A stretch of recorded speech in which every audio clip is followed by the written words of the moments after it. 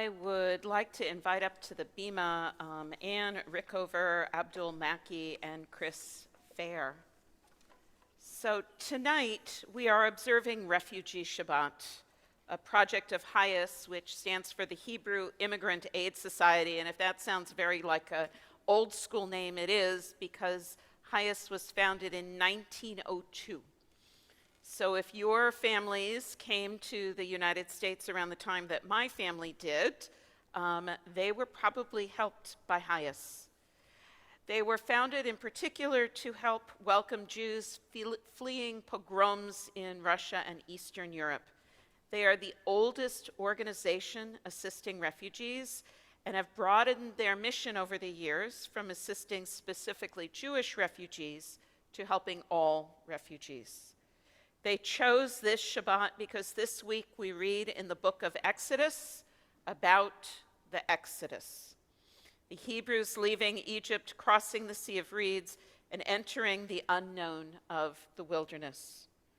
A refugee is a person who has been forced to flee from their home country due to persecution because of their race, religion, nationality, political opinion, or membership in a particular social group. It is estimated that there are more than 100 million people in the world who have been forcibly displaced because of persecution and violence. While most of them are internally displaced, meaning that they are in their own countries, there are 32.5 million of them who are refugees. In the Mishnah, the Jewish book of law, we read, Bechol dor vador chayav adam lirot et atzmo ki'ilu hu yatsa miMitzrayim. In every generation, a person is obligated to see themselves as though they came forth from Egypt. We are told repeatedly in the Torah to welcome the stranger, to treat the stranger fairly because we were strangers in Egypt. It is a central story because it prompts us to understanding, to empathy, and to action. Tonight, 3 people who have been working with refugees that arrive here in Omaha will share briefly about the work that they have been doing.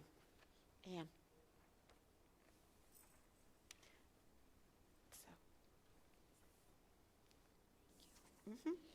Working with refugees, whether face-to-face teaching English that I've done, or setting up houses for them without ever meeting them, as we do here in Omaha. It has been a wonderful opportunity to welcome the stranger and make them feel just a little bit less strange in this new culture. It's a way to actually act out and embody the values I hold. It's also a generational connection in that it's the way I hope someone helped my grandparents and great-grandparents when they arrived in this country, and I can now be a link to the future by paying it forward. Thank you. Abdul.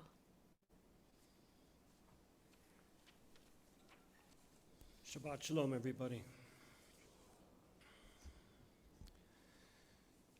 Helping is a calling. It's a calling that puts one's faith in humanity and our own humanity into action. A calling that we learn by observation and witnessing the emotions of those affected and how that affects us, because one day that can be us. We help to ease the burden of refugees seeking safety, security, and opportunity in a new land for their families and for themselves. Whether it's a family of 12 or multiple families we've set up homes for. We act out our God-given ability to be selfless in the service of others and to be the oasis of hope and calm in a world that seems always to be troubled.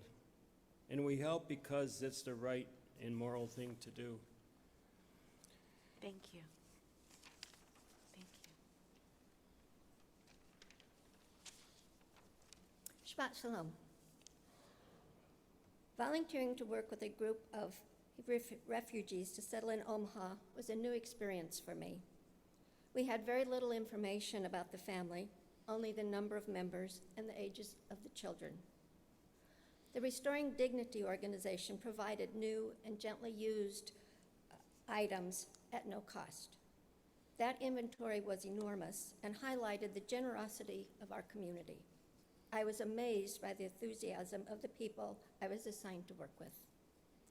It was hard work carrying those boxes of household goods and furniture up and down the stairs, and then assembling the beds and the dressers. Those tasks would most likely have been hired out had that move been at many of the volunteers' homes. It was very rewarding to set up a home for a family who had been living in temporary quarters for months while waiting to move on with their lives as strangers in this new land. Thank you. In the Midrash Yalkut Shimoni, there is this lovely Midrash that's one of my favorites. God gathered the dust for the first human from the four corners of the world. Why from the four corners of the earth?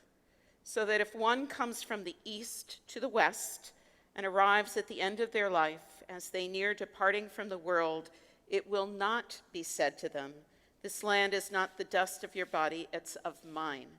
Go back to where you were created." Rather, every place that a person walks, from there they were created, and from there they will return. And I think that speaks to the possibilities when we welcome people to our community, and we make sure that we embody that. Thank you.